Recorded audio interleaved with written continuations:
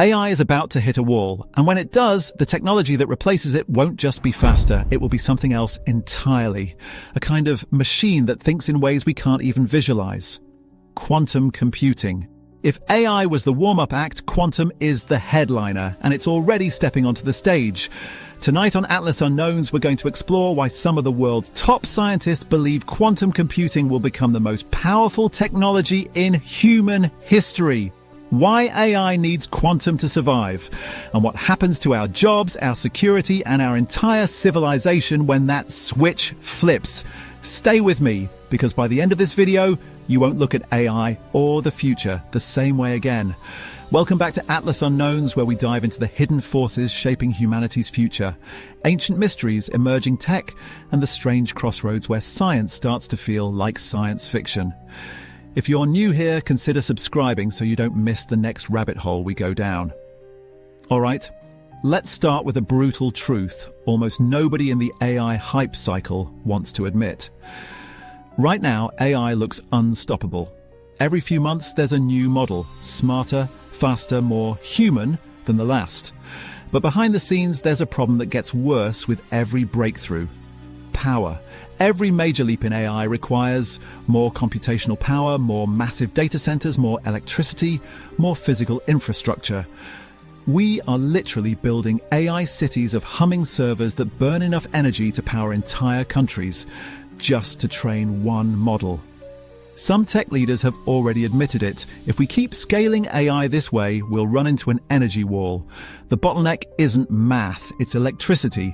And here's the key, that wall gets closer every time we push AI further. Each wow moment costs exponentially more resources than the last one. AI isn't just racing forward, it's racing toward a ceiling. So the real question isn't how smart can AI get, it's what happens when brute force computing runs out of road? That's where quantum comes in. Quantum computing gets talked about a lot, but almost nobody explains it in a way that actually makes sense. So let's keep this simple. Your laptop, your phone, and every AI model running today, all of them use classical computing. Information is stored in bits, 0 or 1, off or on. Even when they run billions of operations per second, they're still marching through those zeros and ones one step at a time. Quantum computers don't play by those rules. Instead of bits, they use qubits. A qubit can be 001, or a weird quantum blend of both at the same time. It's like having a coin that's heads, tails, and every possible edge position all at once until you look at it. That means a quantum computer can explore many possible solutions simultaneously, not one after another. It doesn't just run down a path, it exists in all the paths at once and then collapses into the right answer. Recently, one experimental quantum chip solved a problem in about 5 minutes that would take our fastest supercomputers an estimated 10 septillion years using classical methods. 10 septillion. That's a 1 with 24 zeros after it. Not 10 times faster. Not 1,000 times faster. On that specific task, it's effectively another universe of speed. That's the kind of gap we're talking about. AI, even the biggest models in the world, cannot compete with that because they're still chained to classical physics and classical hardware. Quantum isn't just a faster engine, it's a completely different vehicle. Here's the wild part. Right now, there are only around a couple hundred quantum computers on Earth. Most are experimental, some are in corporate labs, some are behind serious government secrecy. Countries like China aren't even telling the world how many they have, or what they're doing with them. That alone should tell you how valuable this technology is becoming. Economists estimate the quantum sector could be worth tens of billions of dollars in the next decade. And that may be conservative because most of the real breakthroughs probably aren't even public yet. Meanwhile, AI is projected in the trillions. But that trillion-dollar forecast quietly assumes AI can just keep scaling forever. It can't. Not without something like quantum underneath it. Let's look under the hood for a second.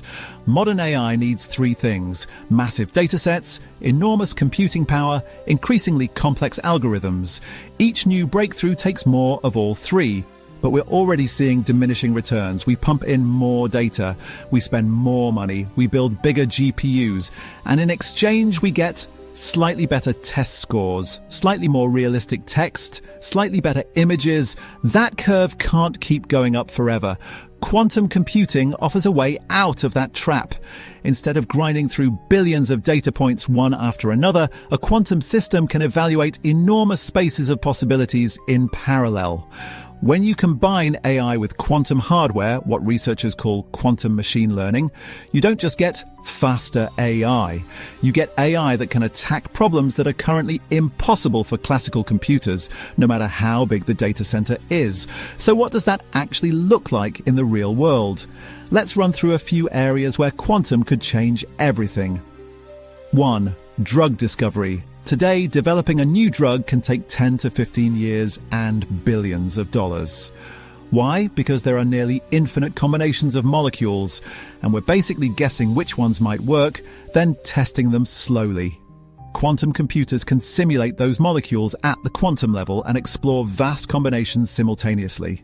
That opens the door to personalized medicine tailored to your specific body chemistry, ultra-fast discovery of treatments we'd never stumble across by trial and error. What feels like science fiction now becomes routine. 2. Climate and weather modeling. Current climate models are simplified. They have to be. There are too many variables, oceans, atmosphere, chemistry, human activity, for classical systems to simulate perfectly. Quantum power could model entire planetary systems with far higher accuracy, giving us earlier warnings on extreme weather, better understanding of long-term climate shifts, more precise strategies for mitigation. 3. Finance and markets. Investment banks are already pouring money into quantum labs. Why? Because markets are giant, tangled webs of variables, prices, news, sentiment, regulations, algorithms, all interacting in real time. Quantum computers can chew through that complexity and spot patterns, risks, and opportunities that are literally invisible to our current systems. In a world like that, whoever has the best quantum tools doesn't just get better returns, they're playing a different game. 4. Energy and the grid. As we plug in more renewables, solar, wind, storage, the challenge of balancing the grid explodes in complexity. Quantum algorithms can optimize energy flows across entire nations in real time, preventing blackouts, reducing waste, squeezing maximum power out of every watt. 5. Logistics and infrastructure.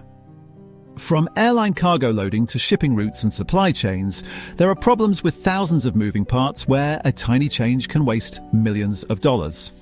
Quantum optimization can calculate the perfect arrangement across all those variables in a way that classical computers simply can't in a practical time. So, yes, quantum unlocks massive positive power, but there's a side of this story that's a lot darker.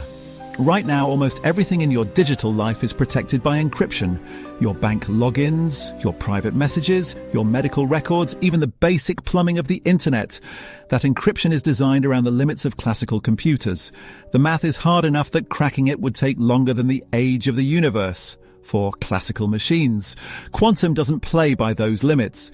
There's a name for the moment when quantum computers become powerful enough to break today's standard encryption: Q-Day.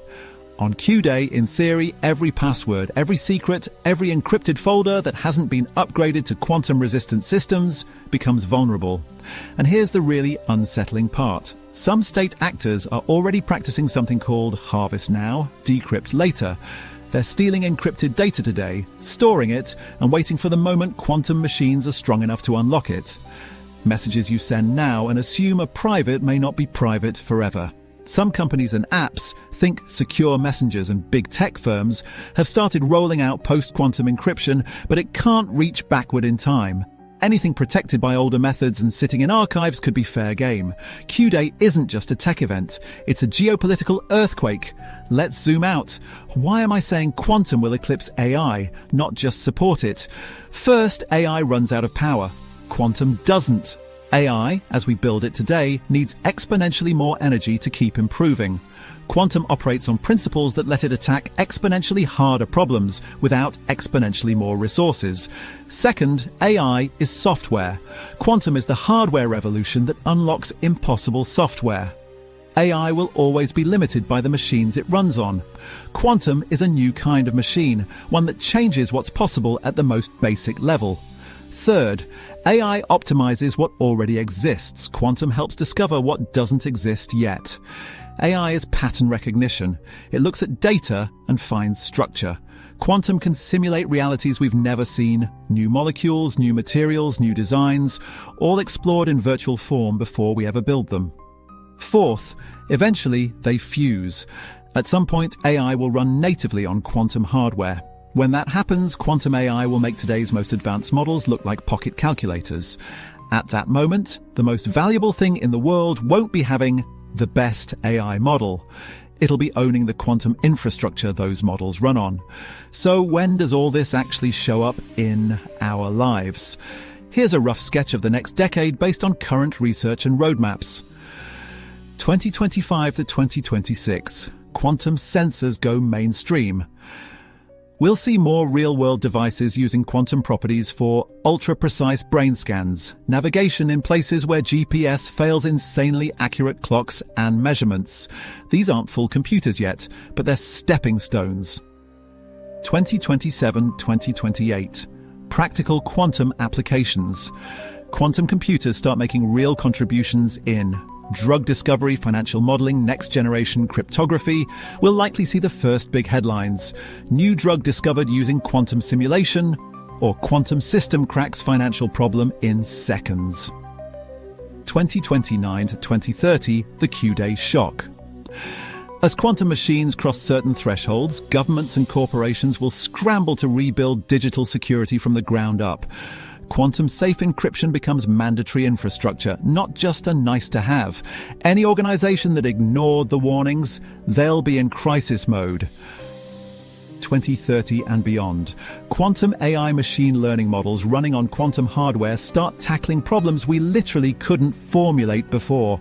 This is the phase where our intuition breaks. We're no longer just building tools that extend human reasoning. We're building tools that think in a space our minds were never designed to navigate. That's when the real unknowns begin. One more unsettling detail. Many of today's quantum machines have to be kept at temperatures near absolute zero, colder than outer space, using synthetic diamonds, lasers, and ultra-fragile setups that break if you so much as vibrate the table. Some experts have joked that these systems might work best in the permanently shadowed craters of the moon. Think about that. We're building computers so alien that they can't function in the environment humans evolved in. They require conditions that barely exist on Earth. It's like we're dragging small pieces of a different universe into ours and asking them questions. So will quantum be bigger than AI? In the long run, it's not even close. AI will be everywhere, embedded in tools, apps, cars, and jobs. It'll feel like electricity, invisible but essential. Quantum, on the other hand, will be the invisible backbone deciding who controls the most powerful computers, who secures or loses their data, who discovers the next generation of drugs, materials, and energy solutions, which companies and countries lead the future. By 2030, the most valuable organizations on Earth may not be the ones with the flashiest chatbots. They'll be the ones building quantum sensors, quantum networks, quantum-resistant encryption, quantum simulation platforms. AI will be ubiquitous. Quantum will be dominant. So what do you do with this? Stop thinking of AI as the end game. It isn't. AI is the bridge, the technology that gets us from the world we know to the quantum world we're building next. If you want to be ready for that world, start paying attention now. Learn the basics of quantum computing. Watch which companies and countries are quietly investing in it. Notice when post-quantum encryption and quantum advantage start popping up more and more in the news, because the people who understand what's coming before everyone else will be the ones shaping the future everyone else has to live in. The question isn't whether quantum will eclipse AI. The question is, where will you be standing when it happens? If this gave you a new lens on the future, hit subscribe and join us here on Atlas Unknowns. We'll keep following the hidden threads through AI, quantum, ancient mysteries, and everything in between. The AI age is ending before most people even realized it began. The quantum age is already here. Most people just don't have the framework to see it yet. Now you do. I'll see you down the next rabbit hole.